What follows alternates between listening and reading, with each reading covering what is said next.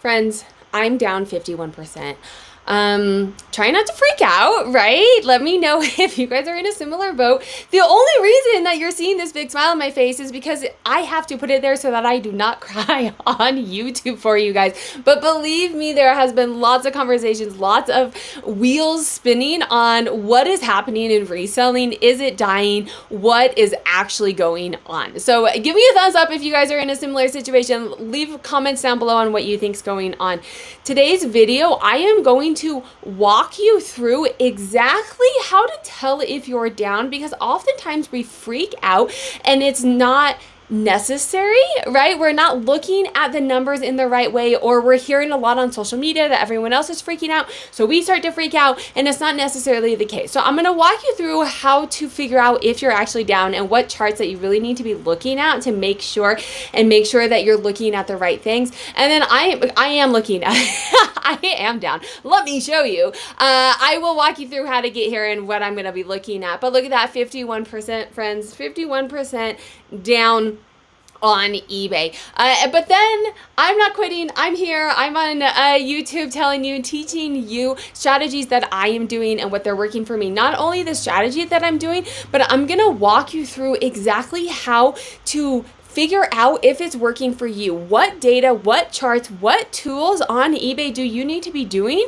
to make it through these times? Before we get into it, I'm going to do a quick apology because we do have a big storm happening right now. So if you hear thunder, are my deepest apologies. And the lighting's kind of getting weird because I have a big window, which normally is great for the lighting, but it's kind of dark and it kind of goes in and out. So my apologies if the lighting gets a little bit weird. Hey friends, if I am speaking too quickly for you, do feel free to slow me down. You can click up here on your YouTube screen, scroll all the way down to playback speed, and put me on the speed that is most comfortable for you. Now let's get back to it.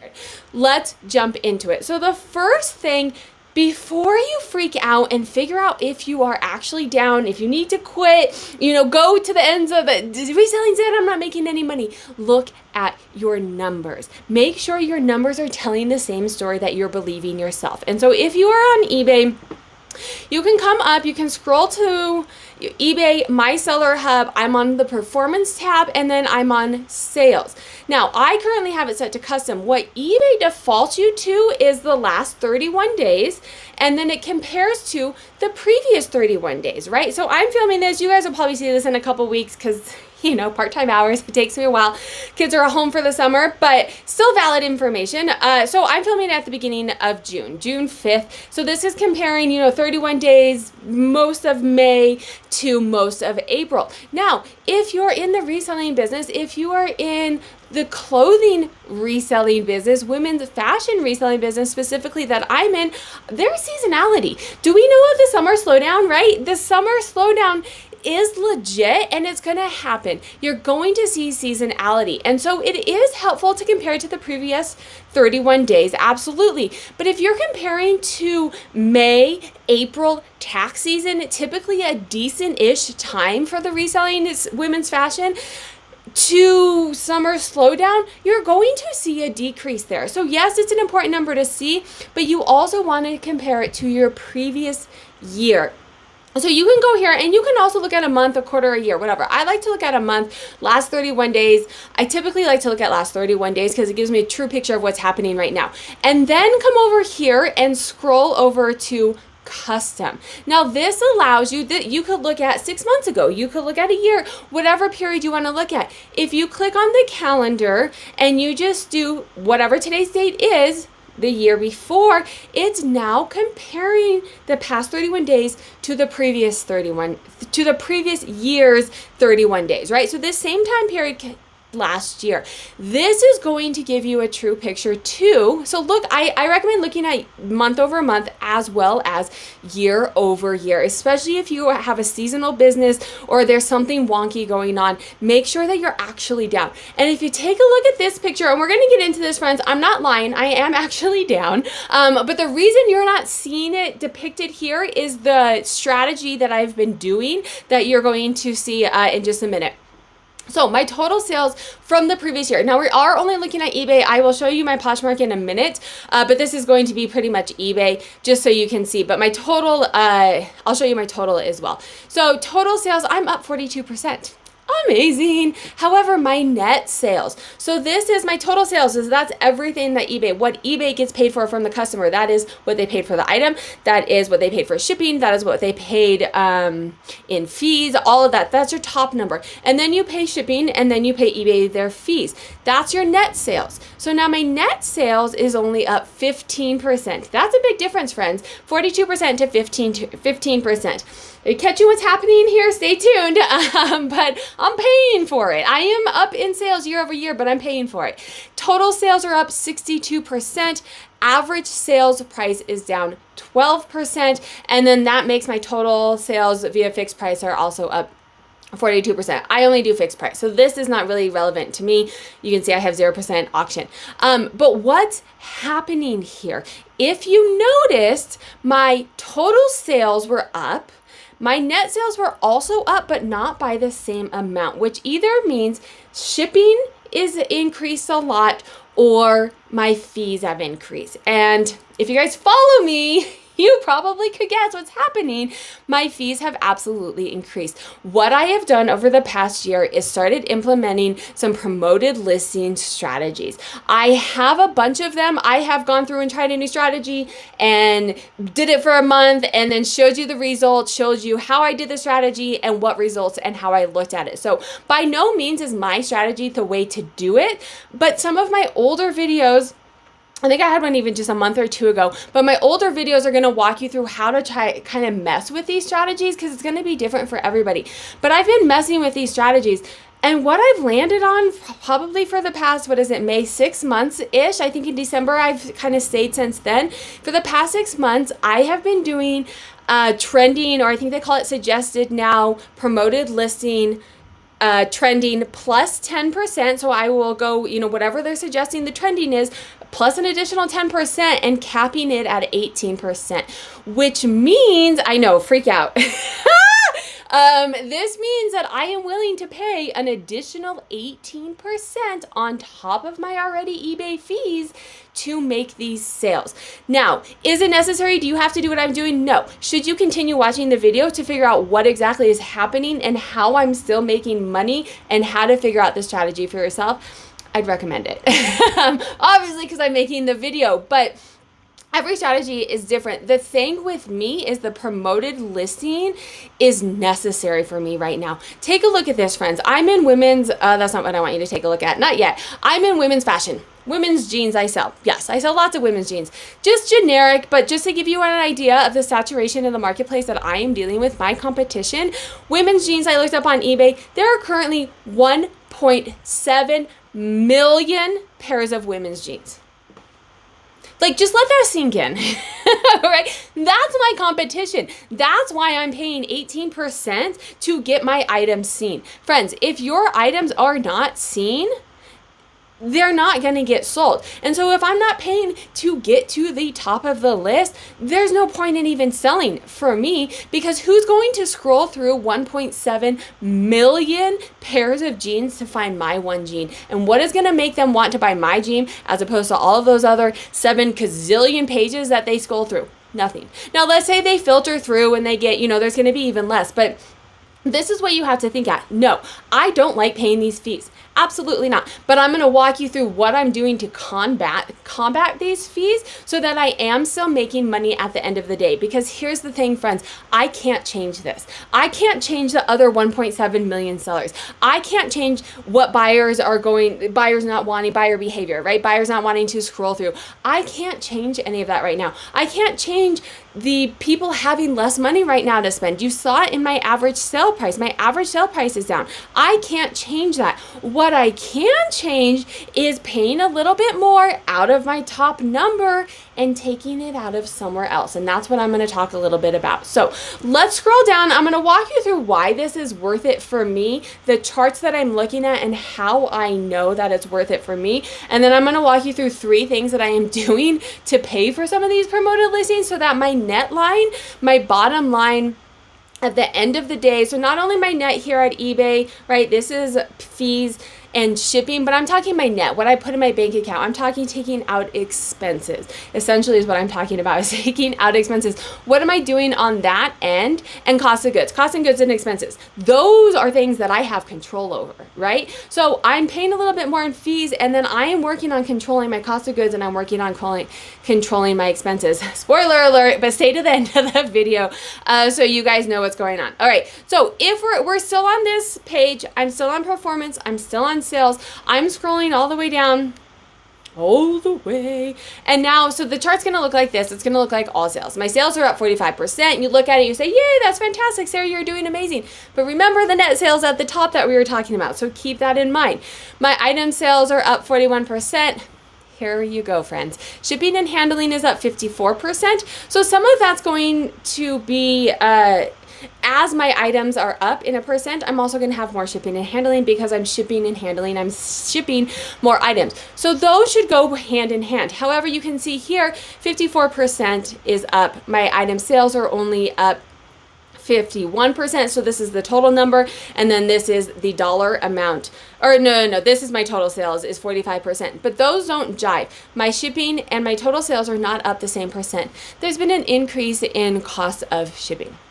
So that's, again, another thing I don't have control of. But how do I make sure it doesn't hit my bottom line so my business is not impacted? And then here, taxes and government fees, 60%. Another thing I don't have control over. However, if you go to this tab, the promoted listing sales tab, again, we have my total sales here, up 45%. Hurrah, go Sarah. But it splits it out between promoted listings and organic sales, friends. And this is where it gets good. This is where you see the freak out, but also what's working, right? So my promoted listing sales, 208%. They are up by 208%. My organic sales, if I was not promoting my listings and I was just hoping that someone found my item randomly on eBay, those are down 51%. $1,400, friends. I normally do $6,000 to $8,000 on eBay. If I was not promoting my listings, I would be doing $1,400. Honestly, I would have quit. I can't make, based off of my cost of goods and what I'm spending on the other end, if I'm only selling $1,400 of goods based off of everything else that I'm doing, my time, my cost of goods, my expenses, I would be negative. 100% I would be negative. I'd be negative more than that, right? I would be negative. This is why promoted listings is working for me. Now, I know I'm going to get some people that are like, oh my God, that's outrageous. You don't have to do that. eBay is doing this. I'm not saying I agree with it. I don't want to pay all of this money to eBay, but at the end of the day, I do want to make money. And to me, it's worth paying that extra 18%, right? Think about it this way, friends. Would you rather pay 18%, right? I pay 18% and I am getting back, let's ignore all of the other stuff for the simplicity of math. But if I pay 18%, that means I'm getting back 82%. I'm making 82%. Is that the right math? Let me know if I did it wrong. Yeah, so I'm getting, let's say I pay 15%, because I can do that, 85%, so it is 82%. Did it real quick in my head. I pay 18% in promoted listings, but I'm still making 82% of a sale. I pay no percent in promoted listings, I'm making 0% of a sale. Would you rather have 80% of your sale, or would you rather have 0% of your sale? I'm still going for 80% of my sale, friends. So yes, it sucks. I'm not agreeing with it. I do not work for eBay. I would rather not have to do this, but in these hard times, this is what I'm doing to keep my business afloat. Make sure to stay to the very end, because I'm telling you ways that I am combating this, so it is not impacting my bottom line at the end of the day. You can see this so clearly in this picture. If I was not doing promoted listings, this is exactly what would be happening. I'm going to scroll down really quickly to show you this, just so you guys know that it's here and you can really see it. But your selling costs. When you're selling costs, this is the one chart that kind of gets confusing, because typically a down arrow means bad and they have it in red. An up arrow means good and it's in green, right? Up here, we see that. You look here and there's an up arrow, but it's red. And the reason for this is your selling costs. If your selling costs go up, that's not good, friends. You're making less money. You're paying eBay more money, right? So at the end of the day, so this is another thing. If you were at the very top and you were looking at this and you weren't really sure how to tell the difference, like I look at this and I'm like, total sales, my net sales, this number that it's up is not the same as this number, so I know it's coming out of net. If that's still kind of fuzzy to you or you don't always remember to do that, you can scroll down and look at your selling costs and see that your selling costs are actually up. Now, remember, look at month over month. Remember, look at year over year. You can also click on this to see what percentage of where your fees are coming from. Is it ad fees? Is it categories? You know, they did increase some of the fees on eBay as well. So maybe some of that is impacting your business. So I don't want to pay for promoted fees, but without it, my business would be dead in the water. Let me know what you guys are doing to combat your business. Oh, my screen just got kind of weird and fuzzy. Sorry, I told you the storm is the lighting is getting kind of weird. So as we get into this, make sure to check out one of my promoted listings to go through and figure out how to set up promoted listings. But at the end of the day, I'm not losing as much money. And here's what I am doing. I am losing more money. I'm paying more fees. People often, I'm going to tell you in just a minute, I'm going to get to 3 things that I am doing to help so that my bottom line that I'm putting in my bank account is not impacted. However, people often ask me, hey, Sarah, instead of paying more fees, why don't you give that discount to the buyer? And here's why. Because I used to do that. Before, like a year and a half ago, I used to do that. Absolutely. Here's the thing. If people don't see your item, you could give it to them, but they wouldn't know it was there to take for free. So if you're running a sale and you're still not making sales, if you are running discounts and giving, hey, give that 18% off to the buyer, yeah, the buyers would probably appreciate that. But if you're still not making sales, they're not seeing it. So running a sale when there's 1.7 million pairs of jeans out there, the buyers are still not seeing my item. It doesn't matter how dirt cheap I give it to them, they're still not seeing the item. Yes, I'd rather give the discount to the buyer, but at the end of the day, I'm paying eBay these promoted listing fees to make it to the top so that my buyer can see it. And then I also have offers. I also do run sales. I have all these other strategies, not the point of this video, but I do also make my pricing competitive. But as opposed to picking a sale and picking promoted listings, I pick promoted listings now. I did an analysis about a year ago, picking promoted listings now because my items need to get seen. If they're not seen, no one can buy them, right? So now on to the 3 things that I am doing to combat these. So what does that mean? That means you have your P&L, right, friends? So let's think about it. Profit and loss statement. But you have your top line. You have your gross revenue. That is the top number that the buyer pays. You take out your cost of goods. That's one line that's coming out. You know, these are all the things that you're taking out until you get to your bottom line, right? This is why people say bottom line, because the bottom line is what matters to us. It's what allows me to take my kids skating this weekend. It's what allows us to pay our mortgage. That's what we care about is the bottom line. So you have your gross revenue. You have your cost of goods. You have your shipping, you have your fees, and you have your expenses, and then your taxes, right? So taxes we can't do anything about. As we were talking about, shipping and fees, kind of out of my control, not much I can do about it. So what are the 2 things that are left? My cost of goods and my expenses. I can't change the other parts, but if I can keep my gross revenue high, and I can change some of these other things that are coming out of that gross revenue, my bottom line isn't being impacted as much. And it's not, friends. It's not being impacted as much. And the first thing that I'm doing is I'm lowering my cost of goods. And let me show you a little thing. Let me show you a chart. We looked at this, and my net sales is down. My average sales price is down as well. I'm going to show you the Sarah Style Sales and Trends dashboard. If you're new to the channel, this is just a Google sheet that I have. It's for purchase, so if you want to see these charts for yourself as well, you can purchase it, put your data in as well. There's like a coupon code down below. But I want to look at this and show you, I've been working very hard on lowering my cost of goods, finding ways to still get inventory that's going to sell, but at a better rate. And so some of this takes a little bit of strategy and trial and error and trying to figure out new things. But over the course of the year, you can see here, I've been working on it. Over the course of the last year, my average profit was $30 the year before, and it went down to $25. My average profit was going down because my average sale price was going down, and also my cost of goods was still pretty high. And so as I was seeing this, right, the blue being higher means that my profit was better the year before. And you can see I'm noticing this. I'm noticing this a couple months ago. I'm like, this is a trend. I started really strategically paying attention to what I was doing, focusing on my cost of goods, and look at here. Look at what is happening. And it hasn't quite flipped yet, but it's about the same. So even though my cost of goods previous 28 days is down $1, but you can see on eBay, my cost of goods from the previous year is down, not my cost of goods. My average sale price is down 12% compared to the previous year. That's a lot. That's a lot. In 1 year, that is a lot. Things are happening in the economy I have no control over. However, I'm paying more in fees. My cost of goods is I'm paying more in fees, and my average sale price is going out. This is time to shut down shop, friends. However, strategically, I'm paying attention to my cost of goods, and look at here, my profit. We're talking $1 in February. My profit was a difference in $1. My profit in March was actually better. Even though my average sale price is going down, I was actually making more money. This does not account for fees, so keep that in mind. In April, my profit was up by 3 cents. Hey, it wasn't down though, and 3 cents is 3 cents. 3 cents times 267 items, friends, it's every dollar counts right now, right? And then here, I'm up by like 50 cents. So now I'm not down, I'm not up by huge numbers, but I'm also not down. I'm paying attention to my cost of goods, and I'm slowly, these are things that change over time because a lot of my items are from a year ago where I wasn't paying attention to the cost of goods, right? So these are things that are slowly changing over time, but you can see during this, the trend is there.